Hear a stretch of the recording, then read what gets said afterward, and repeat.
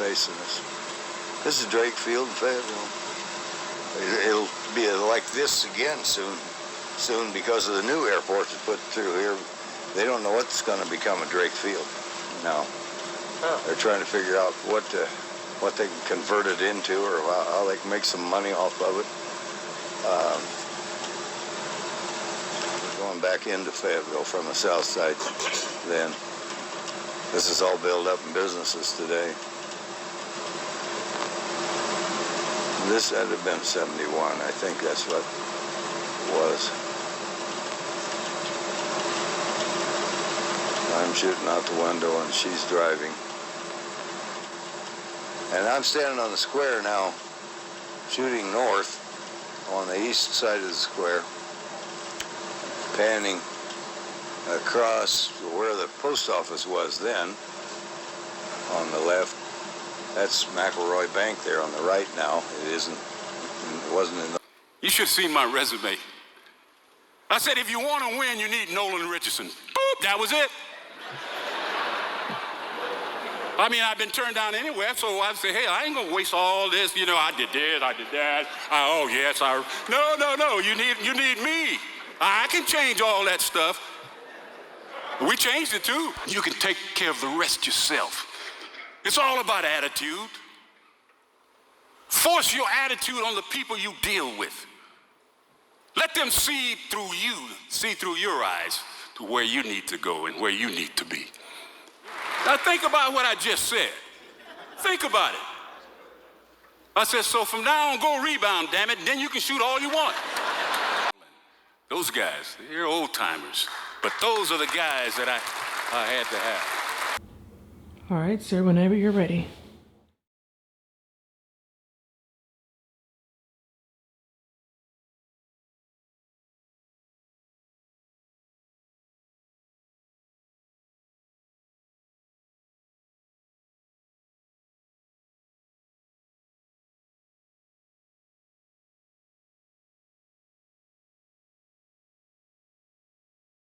Hard to say anything bad about All Nolan right, sir, Richardson. whenever you're ready. I can't. I wish maybe if I had seen him play, he wasn't a very good shooter or something like that, I could say that. But I guarantee he came after you for 40 minutes when he played. But great coach, one of the greatest coaches we've ever had in this game, and an even better representative of the game of college basketball. I have been asked to do a video for a toast or roast of Nolan Richardson. That's a difficult assignment for me, although Nolan and I go back a long way when we were kids, and we both know a lot about each other. I know it's also a roast, but the things that I would say about you, I will say to you personally so y'all get that laugh, that chuckle that you have that I just really enjoyed. Again, you've been a great friend, a mentor, a great coach, an example, and I enjoy talking about you and thinking about you. Enjoy yourself, but don't listen to all those people trying to jab you a little bit at the roast. I got your back, big fella. Nolan, congratulations, and I'm so happy that people are here honoring you, but also roasting you. They asked me to roast you. I said, you gotta be kidding me. He roasted me in 1994. And by the way, you roasted a lot of people with the way your Arkansas teams played. Unbelievable. Yeah.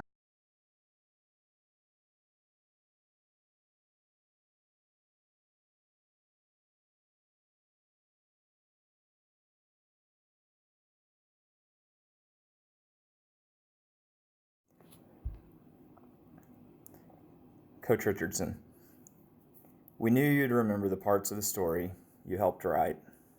We knew you'd remember the Thurman shot, the banner, and the vision. What we hope to give you in this video is a sense of the strong convictions you have planted in others. You have captured our dreams of success, you've represented yourself as an example for our youth, and you have transformed the landscape of our lives. Here are some private comments from some of your peers. All I have to add in this is thank you, Coach Richardson. And you know how much respect I have for you. We had some great games. We played like you did. We can't say 40 minutes of hell here in West Virginia, so we call it Press Virginia. But it's the same damn thing. Congratulations. I don't want to talk about Nolan Richardson as a basketball coach or what he's accomplished in basketball. Everybody knows he's a national championship coach. I want to talk about Nolan Richardson, the person. We used to go over to Rogers, Arkansas, Northwest Arkansas. Nolan had a coach's golf tournament where he raised money for the charities in Northwest Arkansas. And we had a big banquet one of those nights. And Nolan would get up and pray. And I've never talked to anybody about this, but he always said, when he would pray, he said something that really resonated with me, is that when we die and we get to heaven, one of the things that God wants to know is, what did we do for others? What have we done in our lives that impact other people's lives in a positive way? He impacted my life in a positive way through prayer. Well, one of the things that I truly respected about Nolan was the fact that we never had the luxury of just being a basketball coach. That the things that we had to say or the things that we had to do were not always easy. They were not always received correctly by other people, but we had an obligation, and Nolan certainly exemplified that, of a person who was not reluctant to say the things that would impact other people or help as far as the future is concerned. I always respected him with the fact that he did that while he was coaching. A lot of people don't do that until after they feel safe or unemployed, you know, but he did it while he was coaching and trying to win and trying to be an educator. He still bared the burden of having the influence on the success of other people. I want to tell you a story. I'm sitting at the Final Four. I want to say I was a young guy. I probably wasn't all that young. And you're beating UCLA at halftime. And you walk out, put your arm around Mike, and you guys walk into the locker room together. I thought that was one of the neatest things I've ever seen. And I really wanted to be able to win a national championship as well and put my arm around one of my former players. And it just was a moment I'll never forget. I can still see you. I can still see you walking out. Nolan, you've been a great friend for a long time. Whether you know it or not, you've also been a mentor. I remember my first or second year at Kansas, probably 90 or 91, going to Texas, El Paso, and participating in a clinic in honor of your daughter.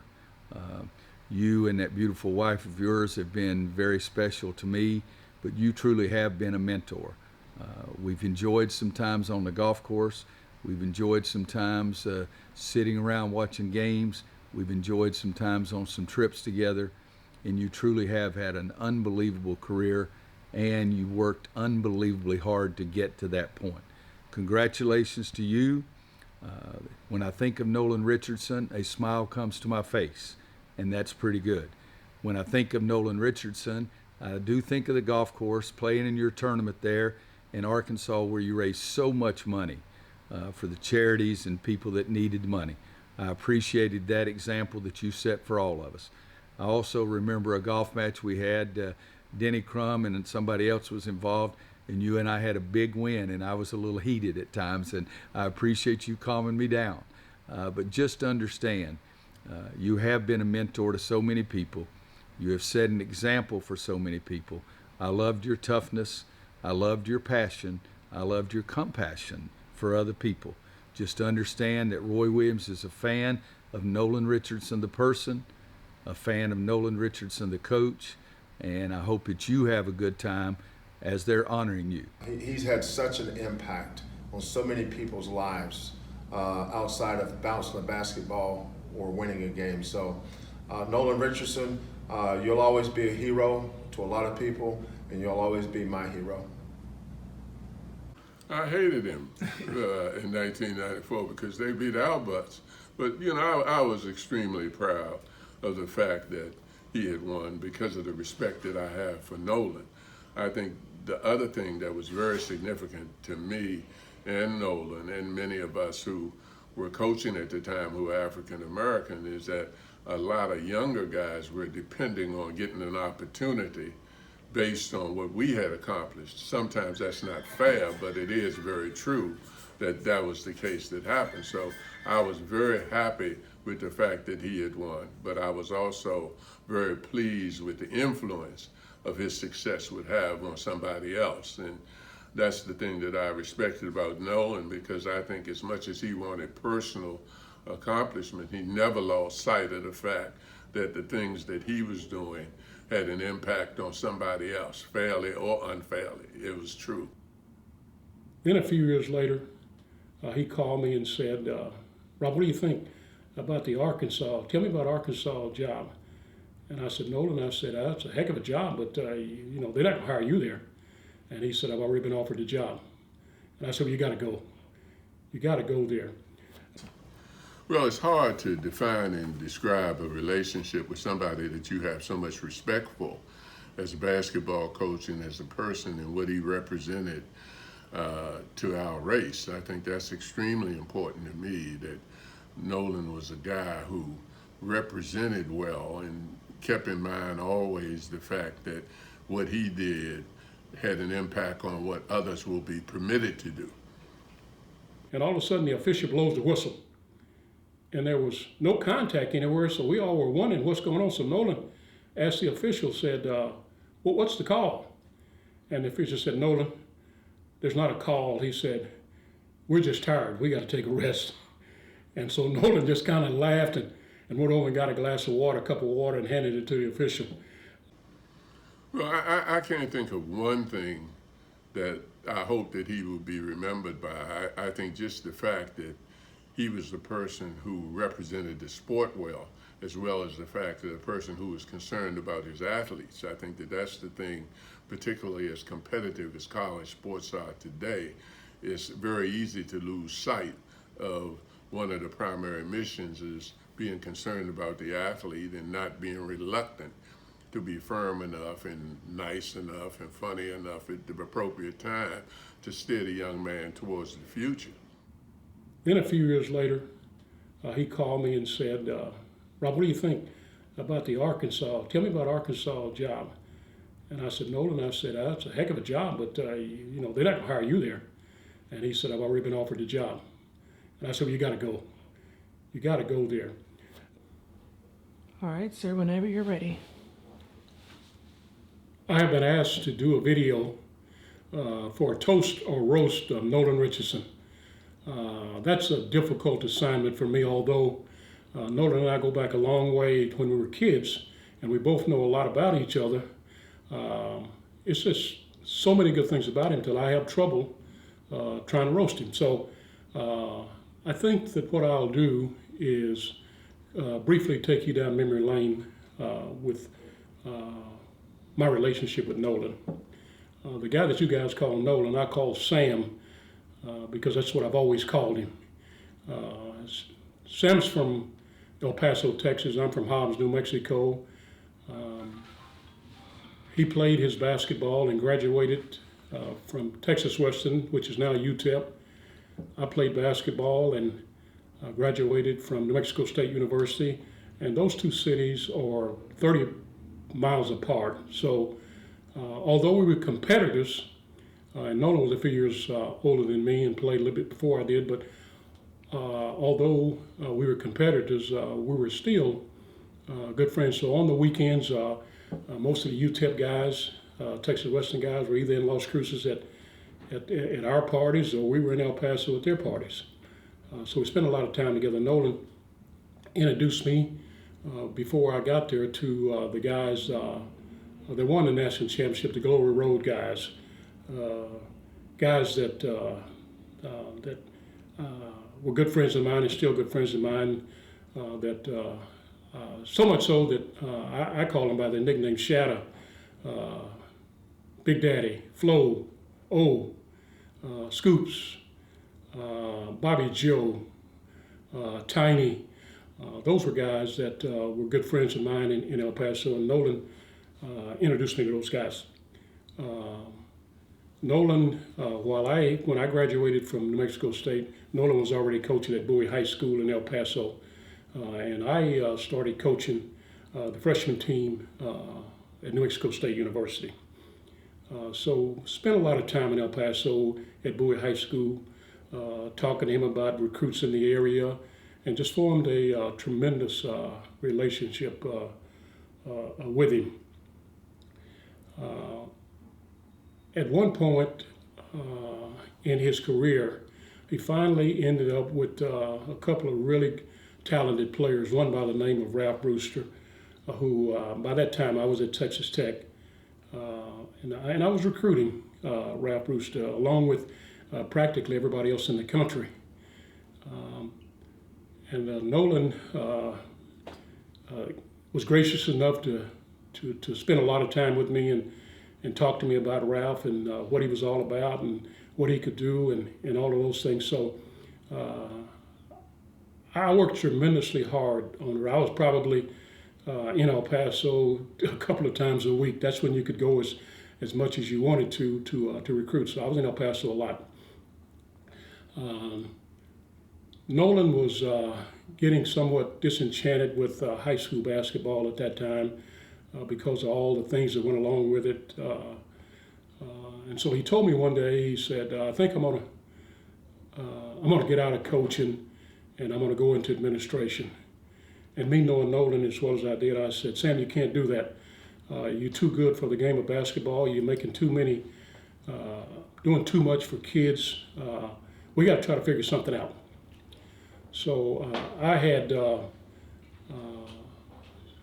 being at Texas Tech, I'd sent a tremendous amount of talent to a junior college in Snyder, Texas, Western Texas Junior College, to the coach Mike Mitchell. And Mike had won a national championship with the kids that I had put there. So Mike decided that he was going to go to Southern Idaho, and so there was a job open there. So I went back and I talked to Gerald Myers, who was the coach at Texas Tech, and I said, I got the right guy for Texas, for Western Texas, in Nolan Richardson. And Gerald didn't know much about Nolan, so I talked to him a lot about him. And at that particular time in the state of Texas, as it was across the country, there were no black head coaches in junior college in Texas. There were no black head coaches in major colleges around the country. So Nolan and I talked a lot. He talked a lot about how he had come up, about old mama, who was his grandmother, who had raised him, and she had told him a lot of people. He said there's some people that pave roads, and there's some people that walk on paved roads, and I want you to be someone that paved those roads. My mother had told me that if you dream dreams, and if you believed in yourself, and if you worked hard, you could be successful. So Nolan and I talked a lot and dreamed a lot about being head coaches on a major college level.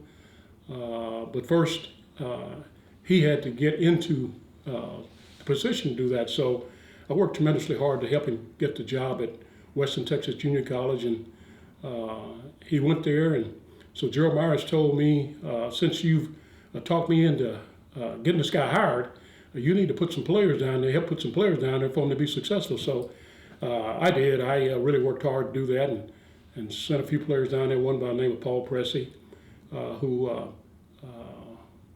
took Nolan, along with the other guys, to the national championship, junior college national championship.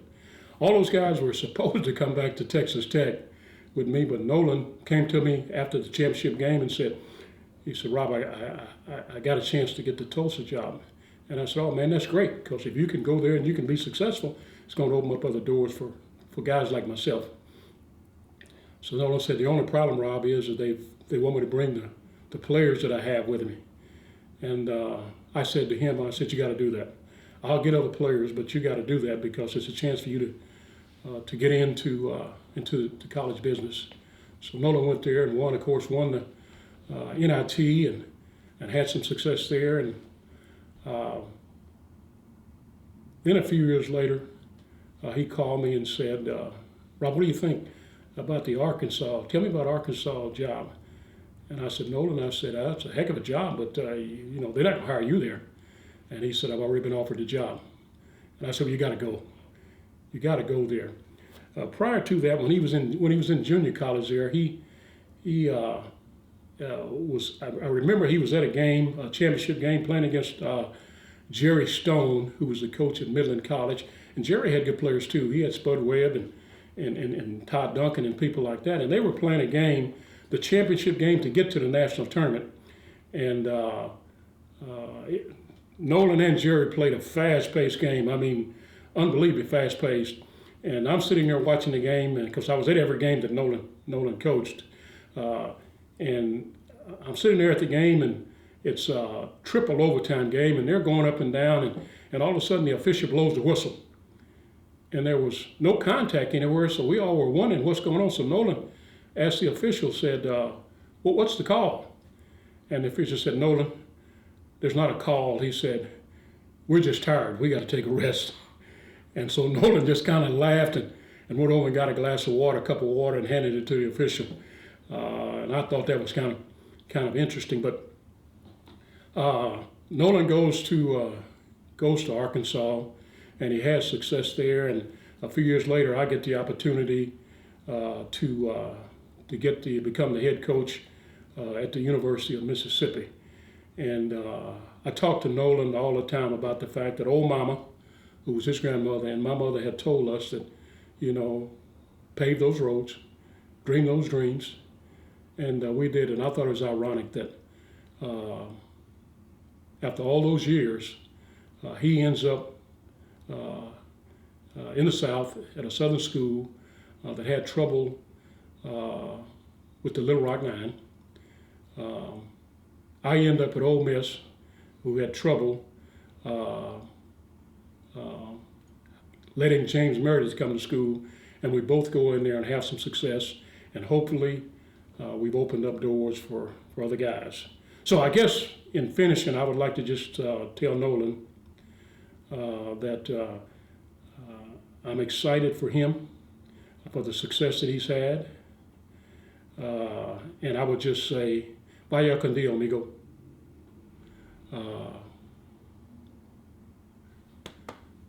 Mucho amor. That's it. Take care of the rest yourself. It's all about attitude. Force your attitude on the people you deal with. Let them see through your eyes to where you need to go and where you need to be. You should have seen my resume. I said, if you want to win, you need Nolan Richardson. Boop, that was it.